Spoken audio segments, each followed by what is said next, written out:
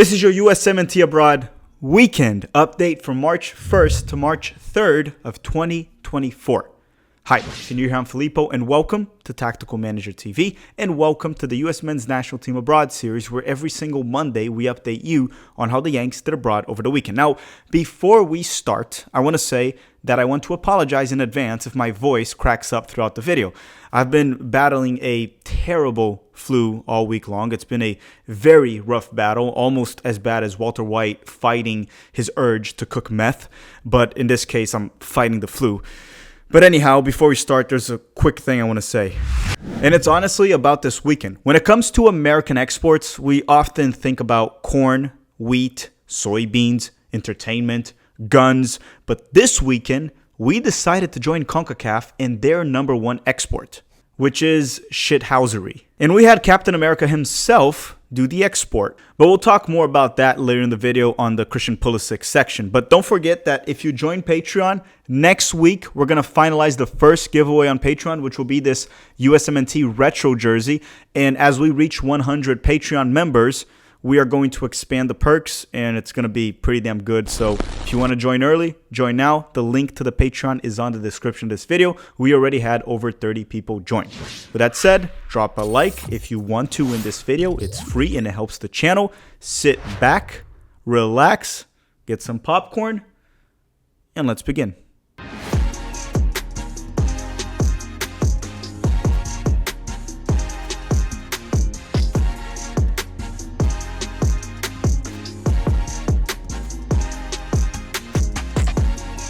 As always, we start with the Americans that play in the top 5 leagues in Europe. The first league being the English Premier League. So why don't we go there and talk about Gio Reyna and Matt Turner from Nottingham Forest. On Saturday, Matt Turner stayed on the bench the full 90 minutes for Nottingham Forest during their 1-0 loss to Liverpool. As for Gio Reyna, he was not available due to a small knock. In other words, a minor injury. And he's expected to be available for their next match, but he wasn't available this weekend.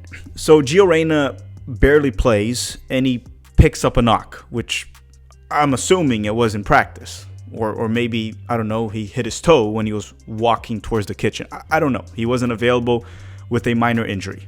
And I hate to be that guy to say I told you so, but I told you so. I was right about this transfer being a disaster. And to be fair, so was a lot of you. A lot of you said that this transfer would be a disaster.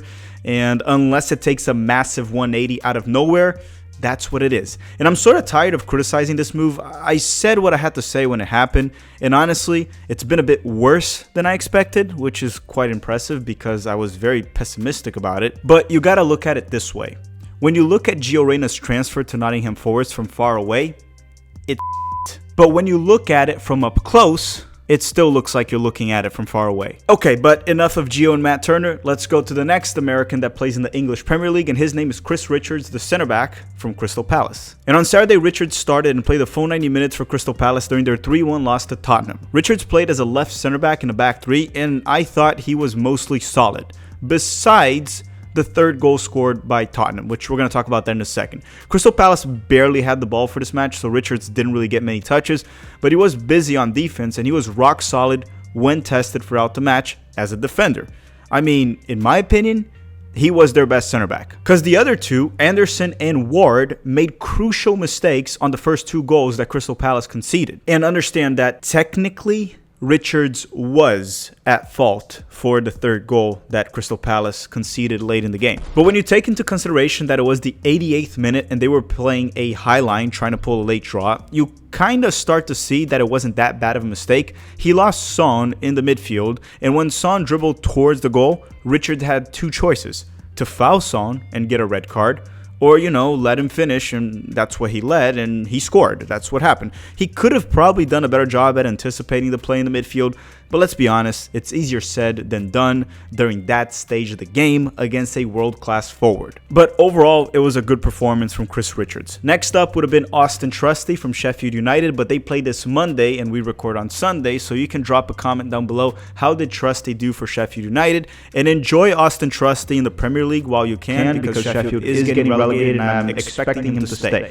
Next up, we have A-Rob and Tim Ream from Fulham. And on Saturday, A-Rob started and played the full 90 minutes for Fulham, helping them hold a clean sheet during their 3-0 victory over Brighton. As for Tim Ream, he stayed on the bench the full 90 minutes once again, and it's safe to say that he has been benched, and actually he has been for quite some time, despite a few starts here and there. Before I move on from this section, I just want to say that it looks like Tyler Adams is getting close to a return. Expect Tyler to be back for Bournemouth within the next 30 days or so. So by April, he should be back, at least making the bench for them. Time to leave England and head to Italy. So why don't we start with Christian Pulisic and Yunus Musa from Milan. And on Friday, Pulisic started and played the full 90 minutes for Milan during their 1-0 win over Lazio. As for Yunus Musa, he stayed on the bench the full 90 minutes for this one. And in 2024, Yunus Musa has averaged 10 minutes per game in the Serie A so far.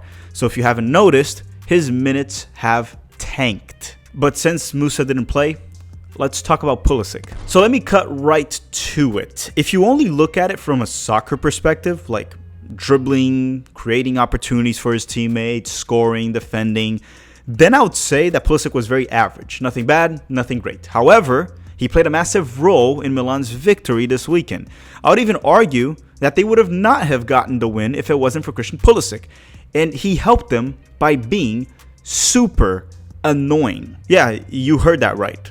Pulisic literally helped Milan by being extremely annoying throughout the match, but in a good way. Christian Pulisic managed to draw 2 red cards in this match. His shithousery was off the charts. It was incredible. The first red card of this match happened when it was still 0-0. The Lazio players seemed to be taking the ball out of bounds due to a collision between 2 other players, but here's the thing. You gotta play to the whistle. The ref didn't blow the whistle, so Pulisic took the ball and was going towards the goal. Pellegrini reacted by pulling him and getting a second yellow card, which obviously became a red card.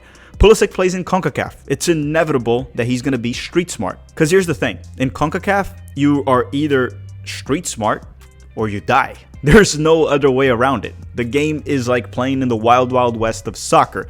And as for Pellegrini, if he wanted to take the ball out of bounds, if he wanted to stop the game so badly because 2 players collided, just kick it out, dumbass. You don't have to dribble it out. You can just literally kick it out and the problem would have been resolved. So I don't understand why the Lazio players were angry about it. Pulisic was smart. The Lazio player was dumb. That's literally it. And Milan obviously benefited from that. And to me, that red card was the deciding factor of this match because Milan wasn't playing well. And I don't think Milan would have won this match if it was 11 beat 11. But then, late in the game, when Guendouzi was trying to start a counterattack for Lazio, Pulisic, in a genius yet annoying way, kept pulling his arm to stop the counter until Guendouzi retaliated and ended up getting a straight red card. And listen, I live by 2 rules, and you should follow these rules as well. 1 is to never bring a knife to a gunfight, and 2 is to never, ever, ever enter a shithousery battle with a CONCACAF War veteran. Actually, make it 3. There's one more rule that I live by, and it is never get into a fight with a dude that has like busted ears. Because if his ears are busted, he's probably a black belt at Brazilian Jiu-Jitsu and possibly an MMA fighter. Yeah, it won't end pretty for you. So if the guy has busted ears, do not fight him.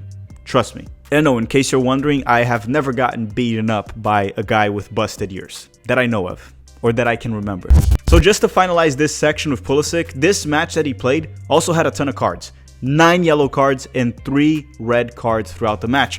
It wasn't as bad, but it kind of reminded me a little bit of that Portugal versus Netherlands match back in the 2006 World Cup. Definitely nowhere near as bad as that, but it was pretty bad.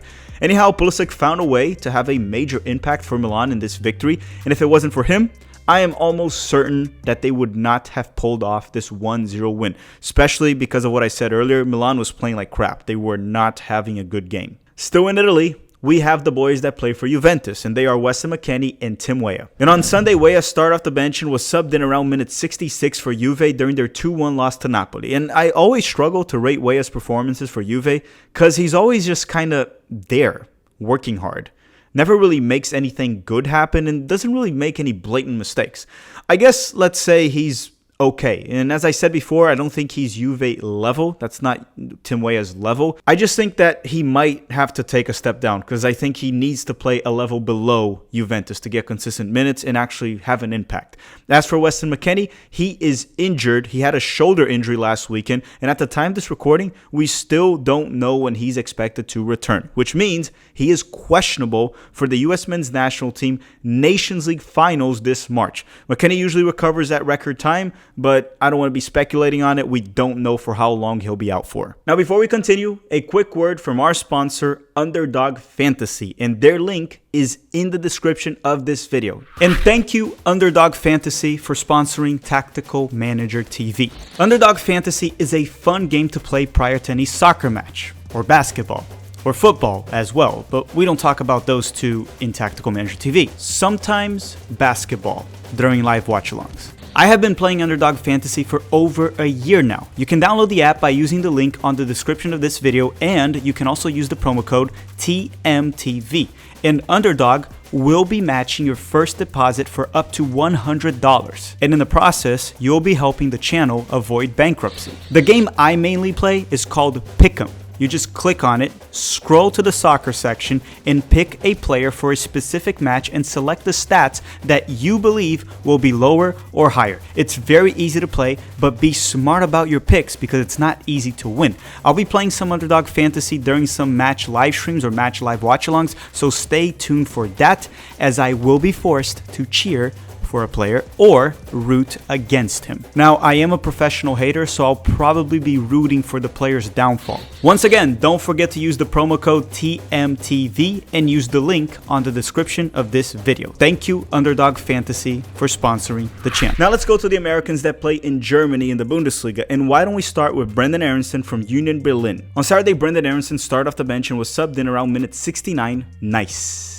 For Union Berlin during their 2-0 loss to Borussia Dortmund. Next up, after Brenden Aaronson, we have John Brooks from Hoffenheim. And on Sunday, Brooks started and played the full 90 minutes for Hoffenheim during their 2-1 win over Werder Bremen in the Bundesliga. And Hoffenheim is still currently managed by the American coach Pellegrino Materazzo, who took over the team last season to save them from relegation, which he did. And this season, they currently sit in 7th place despite struggling the past few weeks. They have won the past 2 games, but they were struggling prior to that, but they still sit in 7th place, which is a drastic improvement from the previous season. Next up, we have Joe Scally and Pifok from Borussia Mönchengladbach. And on Saturday, Pifok started and played the full 90 minutes for Gladbach during their 1-1 draw with Mainz. As for Scally, he stayed on the bench the full 90 minutes. His season has been a bit shaky at times, which is probably why he's been getting benched a few times here and there. So he started most games, but he still has gotten benched a few times because, Scally hasn't had the best of seasons. Let's just say Scally hasn't been very consistent and has been shaky at times. Next up, we have Kevin Paredes from Wolfsburg. And on Saturday, Paredes started once again for Wolfsburg and played 81 minutes for them during their 3-2 loss to Stuttgart. This is the 6th consecutive Bundesliga start for Kevin Paredes.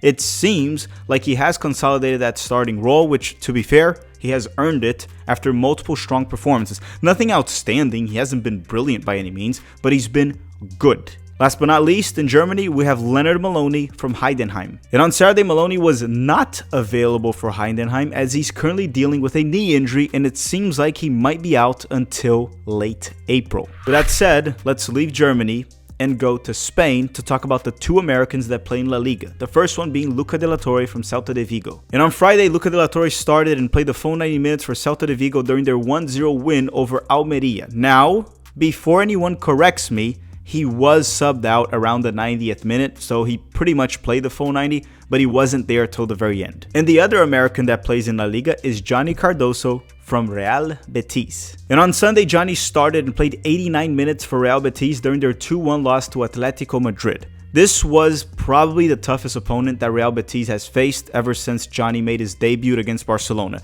Even though last week, they did defeat Athletic Bilbao, which they currently sit in 5th place, and Johnny even scored that match, and that was a very tough opponent as well. And they faced this very good opponent, and how did Johnny do? Johnny was probably Real Betis' best player alongside William Carvalho. And let's put it this way, Real Betis struggled early on in the first half, but Johnny was actually fine. He had a good first half in my opinion.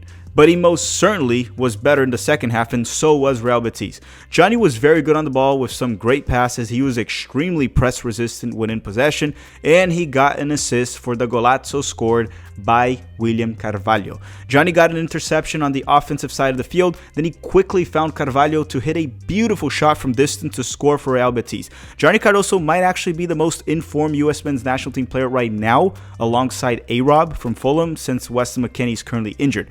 Johnny Cardoso has 1 goal and 2 assists in 7 La Liga matches ever since he joined Real Betis, while playing as a central defensive midfielder, a 6, and obviously doing a great job protecting that back line. And that's it for the Americans in Spain. Now let's go to France and talk about the Americans that play in Liga 1, which is actually just one that we're going to talk about this week, and his name is Floating Balogun from Monaco. On Friday, Balogun started and played the full 90 minutes for Monaco during their 0-0 draw with PSG. Now, how did this game end 0-0? It beats the crap out of me. It was very back and forth, and it seemed like it could have easily been 2-2 or maybe even 3-3, but it ended 0-0.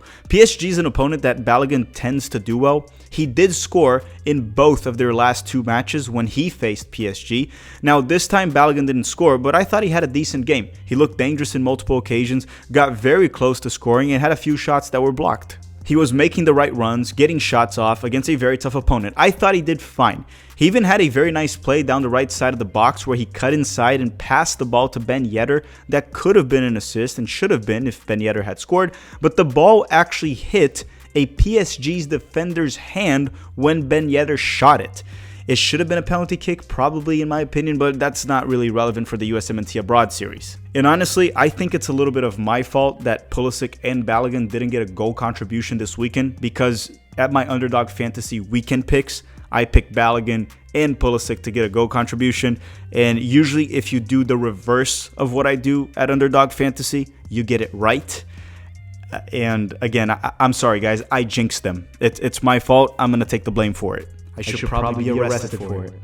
I probably should. But moving on, let's go to the Americans that play in the Eredivisie, the Dutch league. And why do we start with the boys from PSV? And they are Malik Tillman, Ricardo Pepi, and Serginho Dest. And on Sunday, Tillman and Dest both started and played the full 90 minutes for PSV during their 2-2 draw with Feyenoord. Ricardo Pepi stayed on the bench the full 90 minutes for this one. And listen, I've been very critical of Malik Tillman when it comes to his performances against tough opponents, but I want to say one thing. Well, not one thing, it's going to be more than one thing, but I just want to say something. Tillman faced a tough opponent this weekend. Feyenoord is a tough opponent, and he played very well. I guess I wanted to say 2 things. That's it, but let me expand on that. His performance was truly remarkable, a very good one. Tillman scored a golazo, a beautiful goal. He nutmegged the opponent down the middle and was quite far from the box. Then he drove towards the box and scored under pressure. It was like art, like the Mona Lisa.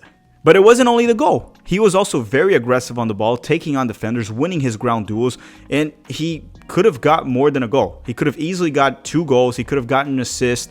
Again, to oversimplify it, it was simply a fantastic performance from Tillman playing as a 10, a central attacking midfielder. He was the man of the match in my humble opinion. As for Serginho Dest, he did fine, had some good moments going forward. Defensively, he was also solid. Besides one shaky moment at Feyenoord's second goal, Dest could have done better defending down the left, but the goal was not really on him. I would give him like 1% blame on that goal. The blame was on the defense that literally left Santi Giménez wide open. And yes, you heard that right. Santi Giménez was wide open, and he ended up scoring a tap-in. And as the professional hater that I am, it truly hurt my feelings. So let's move on from it. The next player I was going to report on was going to be Taylor Booth from Utrecht, but he's currently injured and he will only be back in April. So let's skip Taylor Booth and go to Paxton Aronson from Vitesse. And on Saturday, Paxton started and played the full 90 minutes for Vitesse during their 2-1 loss to Twente. This loan has actually been quite good for Paxton, in my opinion, here as well, because he's getting good minutes and gaining some valuable experience in the Eredivisie, while in the Bundesliga, he was honestly not playing at all. Now let's go to the UK and talk about the Americans that play in the English second division. The first one being Josh Sargent from Norwich. And on Saturday, Sargent started and played 89 minutes for Norwich during their 1-0 win over Sunderland. And Sargent scored at the 81st minute to give Norwich the win. And it was a bit of a weird goal. It kind of hit his head and then bounced around the box with no one clearing it, which led to Sargent being able to score it eventually. And it was just bizarre defending for a good 3 to 4 seconds. But hey, if you're a center forward, you gotta find ways to score. And a goal is a goal. And Sargent scored, and that gave Norwich 3 points. And I do want to add that this goal was crucial as it keeps Norwich well alive in their ongoing quest to make it to the EFL Championship playoffs to fight for an English Premier League promotion spot. Sargent now has 11 goals and 1 assist in just 15 matches played this season in the English second division. He's essentially becoming the Kobe Bryant of the EFL Championship, and just like Kobe in his prime, you can't really stop Sargent in the Championship. You just hope to contain him. And no, I'm not comparing Sargent to Kobe Bryant in his prime. You get what I meant, okay? So now let's move on from that and go to Haji Wright from Coventry. And on Friday, Haji Wright started off the bench and was sent in at halftime for Coventry during their 2-1 loss to West Brom. And when he was sent in, they were down 2-0, and Haji Wright ended up scoring for Coventry off a penalty kick to cut the loss down to 2-1. Last but not least in England, we have Ethan Horvath from Cardiff, which I believe is actually located in Wales. But I'm not sure if Wales is an actual country. And on Saturday, Horvath started and helped Cardiff hold on to a 1-0 win over Bristol City in the EFL Championship. This was Horvath's second consecutive clean sheet, and for this match, he had 3 saves. But I want to add that his expected goals on target was just 0.12, which means based on the shots that Bristol got on target, they were not really expected to score anyway, which means Horvath did his job, but apparently it was an easy job. And that's not his fault. That's the shots they got on target and he saved them. Whether they were easy or not, that's really not Horvath's fault or problem. He did his job right there.